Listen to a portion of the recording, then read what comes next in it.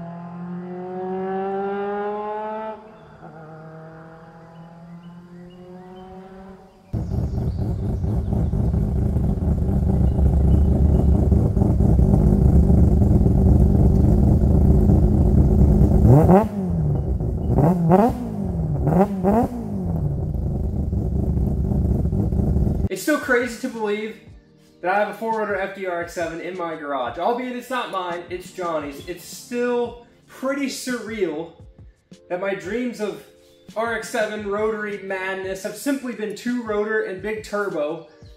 But I'm so fortunate to be able to have this thing here, take it up the road and let you guys listen to it and let me listen to it because it sounds amazing. But the main purpose of this video is we have to fix some issues that we're having with this car. With any brand new build, nobody's ever put the 4-rotor in an FD street car and tried to tame one of these engines. They've always just dealt with it as a race car engine, let the thing sing, and just had a 4-rotor race car on the street. So we want this to drive just like, if not as good as, a stock drive-by-wire Mazda RX-8. Simple, easy tip in, nothing jerky. It's just, we want to tame this beast. What you might have heard in the driving videos is just how hard it is, or how the transition from idle to on throttle, just like that, is a little tough with these slide throttle bodies. So what we're going to be doing is taking the slide throttle bodies off. We're going to take them apart. We're going to make sure there's no debris in there. We're going to try to grease them up with something that's going to withstand the heat of the slide on the engine, because they do get pretty hot.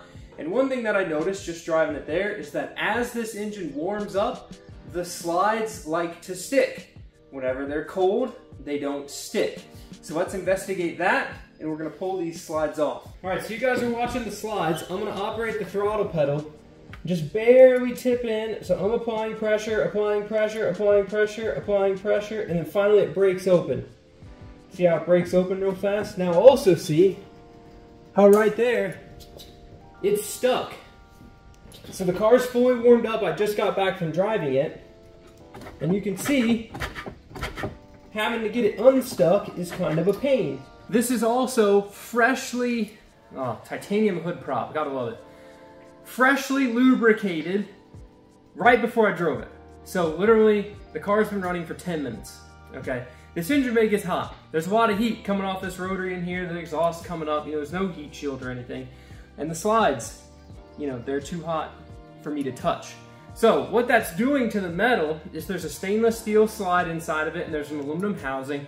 Things are expanding and contracting at different rates. I'm sure that there's some sort of tolerance in the design, the space, but we might be having some sort of a unforeseen impact between one of these plates that's restricting the slide from moving, because we can't be having cruise control uncontrolled on the 4-rotor. We need this thing to be 100% drivable.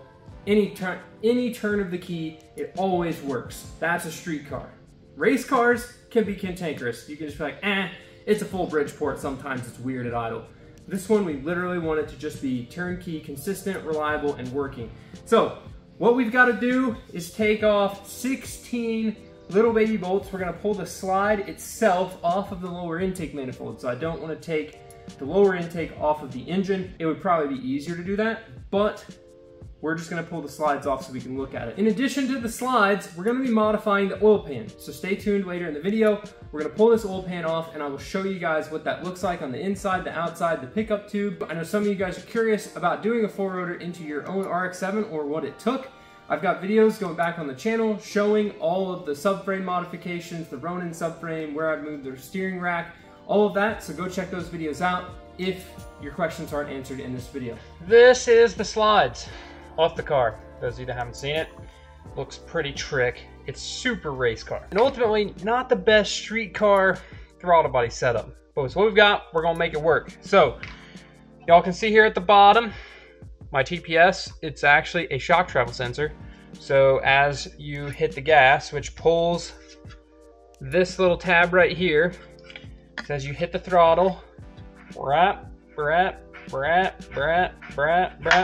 you can see the return spring and the TPS share the same kind of mount brackets and axes. The issue that we're having with this deal is actually, it's not as prevalent right now because I can touch this. It's cool, okay? I'm gonna start gradually applying pressure. When I start gradually applying pressure, you can see that it doesn't smoothly start to open, okay? I reach a breaking point and then it pops open to like 5% throttle. What that's doing is making it dang near impossible to drive this thing at a slow speed. Regardless of the port, regardless of the size of the throttle body, if the action of it is not smooth, it's gonna make it even harder. What this is made of is glass. Tubes, just kidding. It's actually made of steel and aluminum. So the inside piece, the slide itself, the piece that moves back and forth is steel, and the housing is aluminum. The issue with that is now we've got aluminum that expands at a greater rate than steel. So the aluminum, when it gets hot, is pinching the piece of stainless steel in here, and I don't think that's ideal. Or it's at least growing enough that what debris and or dirt is in there is causing us to have a drag. Now we have just the slide unit itself with the return spring on here, my bracket for my air temp sensors there too, but that shouldn't affect anything. What I want to show y'all is this is just the return spring, and as I've been taking this apart, I've been testing to see how the throttle feels, okay? So basically, because all of these things screw together, everything is going to be putting some sort of force or moment or twisting on these aluminum plates as you mount stuff to them. Much like you would use a brace on an engine when you bore the cylinders to simulate a head being bolted to it. Similar thing I'm looking at here. I just want to monitor everything that's having an effect on the slides. So definitely still hanging up. Okay.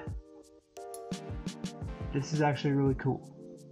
So folding this open, we got little needle bearings in here.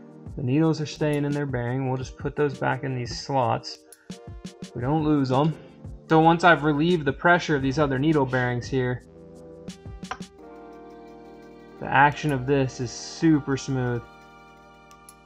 Okay, so there's definitely some dirt, some dust up in here, which is to be expected. Everybody's seen a throttle body that's got a bunch of black and brown soot on it. That's pretty normal. And this is a lot of contact area. Okay, so when this thing moves back and forth, the slide is touching a lot of things.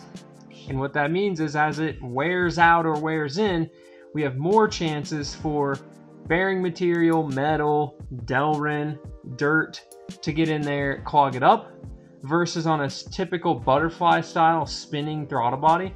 The only pieces that are spinning and contacting stuff are the bearings on the shaft. The actual blade itself isn't. So a lot less contact area, a lot less opportunity for things to impede its motion.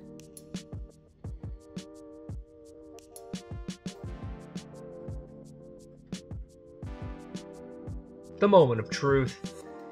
Just assembled this thing back together. We cleaned it, we greased it, looks sweet, pumped, ready to see if it works. So there's no springs on it, no nothing. This is just hand tight. it pulled this end, the part that was a little warped, down. We've got no gaps all the way around here. Keep in mind, all I did was clean it, grease it, put the bearings back. Every single bearing and feeler gauge, literally those little pieces of stainless steel are feeler gauges that were cut. So each thickness of feeler gauge, because they varied, they weren't all the same one, went back in its exact spot, the exact orientation. I took it out, I just flipped it all out, put it back together. Really.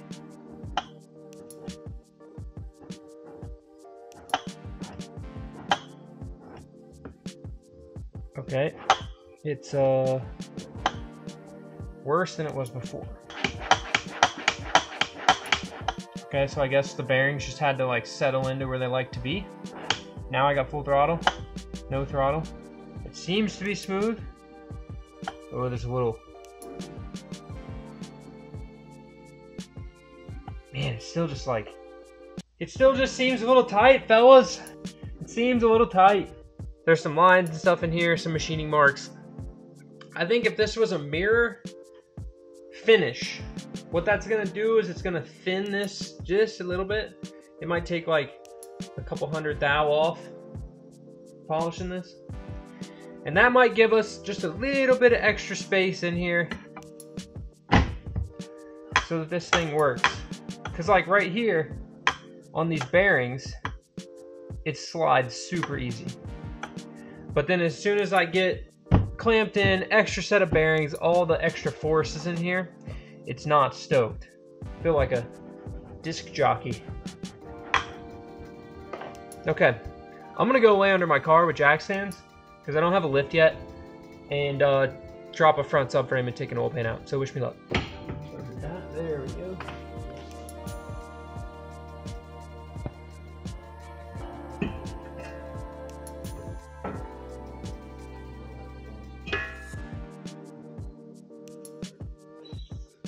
Didn't even scratch it. Oh. I call this the no lift worm. Alright guys, so we've got the engine suspended in here, chilling, and we're gonna take off the oil pan. So on this setup, we're just using the REW mounts on the back. The whole engine's just hanging off the front. I know it's not entirely like the most strong setup for a 4-rotor, but keep in mind, this is not a drag car, this is not a drift car, this is literally a street car, so it does not need crazy braces and a motor plate and a front plate and all this other stuff. Cruise around on the street and have fun and make 4-rotor noses. This is the proper oil pan removal tool, guys. It's called a tie rod end hammer slammer thing that you use to take tie rods off. It is now becoming a pry bar. Let me pry this oil pan down. Oh yeah, that's the sound. Oh yep, that's the sound. Come on. Let's make big mess. Oh yeah, come on. Oh yeah, heavier than I thought. Forward. Woo! Woo! Hey, I found my oil leak, guys. It's called oil pan to engine. That's oil leak. It's the moment you guys have all been waiting for the whole video. The suspense of seeing this beautiful oil pan. So, here's the oil pan. Notice the little front box thing.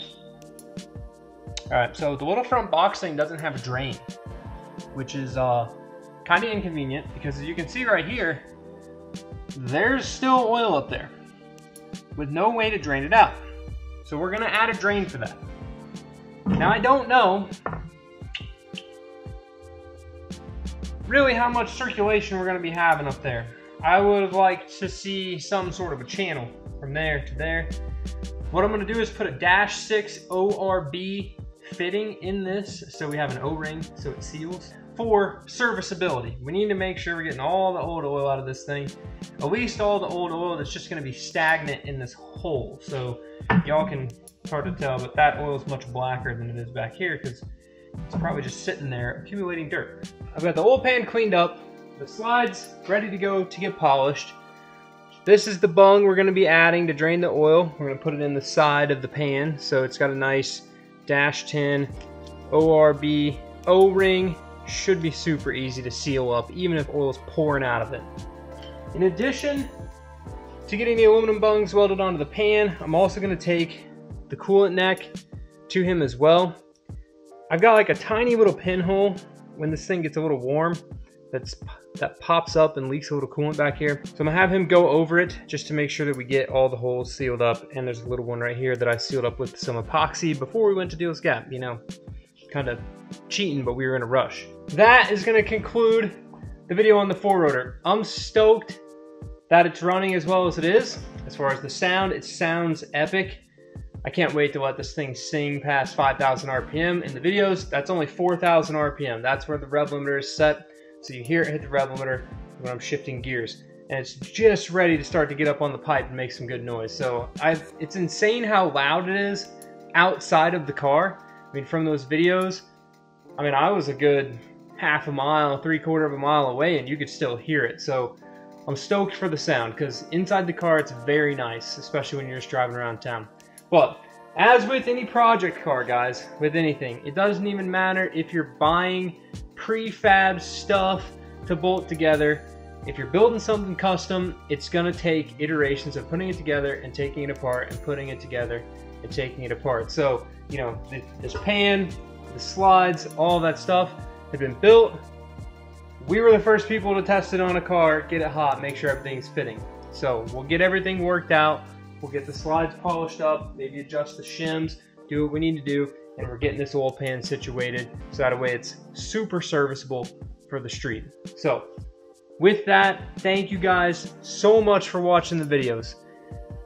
I can't express my appreciation enough. The recent videos have been doing really well. I'm stoked, so happy that more people are seeing the videos.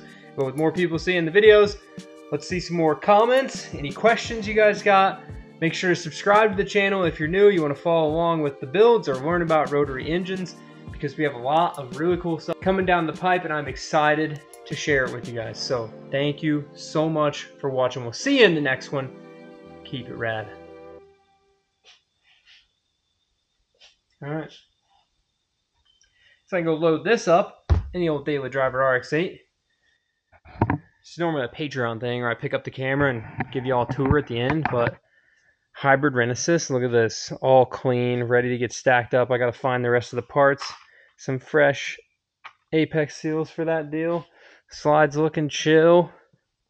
Little shop tour. That's what the FD looks like with the oil pan off of it. A jack stand under the engine. My engine hoist still on it because I don't trust everything not to just fall apart while I'm gone for a week at the rally. And get excited because I just threw a cat back on this, which you guys will get to see in the next video or in one of the next videos coming up. And we're getting ready to, I gotta throw my mountain bike on the back and then head home and pack, and then we're ready to go basically back to get the rally car next week. So get excited. Man, I love a good clean engine. Peace, guys.